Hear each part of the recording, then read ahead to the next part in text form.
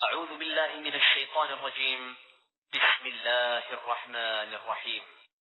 صحیح بخاری کی حدیث نمبر 1885 حضرت انس رضی اللہ عنہ سے روایت ہے، وہ نبی کریم صلی اللہ علیہ وآلہ وسلم سے بیان کرتے ہیں کہ آپ نے دعا فرمائی، اے اللہ جتنی برکت تو نے مکہ میں رکھی ہے اس سے دگنی برکت مدینہ میں کر دے۔ اس حدیث کو یونس سے بیان کرنے میں عثمان بن عمر نے جریر کی مطابقت کی ہے۔ صحیح بخاری کی حدیث نمبر 1886 حضرت انس رضی اللہ عنہ ہی سے روایت ہے کہ نبی کریم صلی اللہ علیہ وآلہ وسلم جب سفر سے واپس آتے اور مدینہ طیبہ کی دیواریں دیکھتے تو اس کی محبت کے باعث اپنی سواری کو تیز چلاتے، اور اگر کسی اور سواری پر سوار ہوتے تو اسے ایڑی لگاتے۔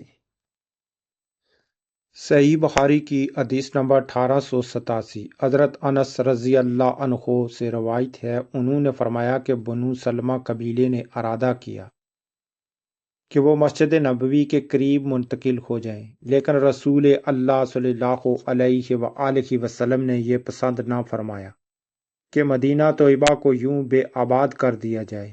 آپ نے فرمایا، اے بنو سلمہ، کیا تم اپنے نشانات قدم کا ثواب نہیں لینا چاہتے ہو؟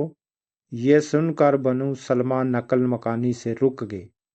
صحیح بخاری کی حدیث نمبر 1888 حضرت ابو ہریرہ رضی اللہ عنہ سے روایت ہے، وہ نبی کریم صلی اللہ علیہ وآلہ وسلم سے بیان کرتے ہیں کہ آپ نے فرمایا، میرے گھر اور میرے ممبر کے درمیان جنت کے باغات میں سے ایک باغ ہے، اور میرا ممبر میرے حوض پر ہوگا۔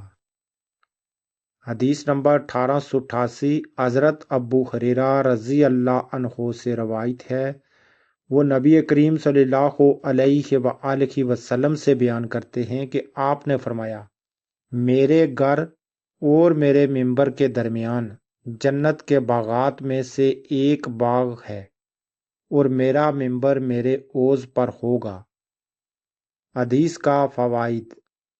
شارعین نے اس حدیث کے کئی ایک مفہوم بیان کیے ہیں، جن میں سے چند ایک حسب ذیل ہیں۔ رسول اللہ صلی اللہ علیہ وآلہ وسلم کے گھر اور ممبر کا درمیانی علاقہ نزول رحمت اور اصول سعادت میں جنت کے باغ کی طرح ہے۔ اس میں عبادت کرنے سے انسان جنت میں پہنچ جاتا ہے۔ مذکورہ مقام بعینیہ جنت میں منتقل ہو جائے گا۔ آج کی ویڈیو میں انہی حدیثوں کے ساتھ کلوز کرتا ہوں، اور نیکسٹ میری ویڈیو دیکھنے کے لیے میرے چینل کو لازم سبسکرائب کریں تاکہ آنے والی ہر ویڈیو کو آپ دیکھ سکیں۔ دیجیے مجھے اجازت، ملتے ہیں نیکسٹ کسی دوسری ویڈیو کی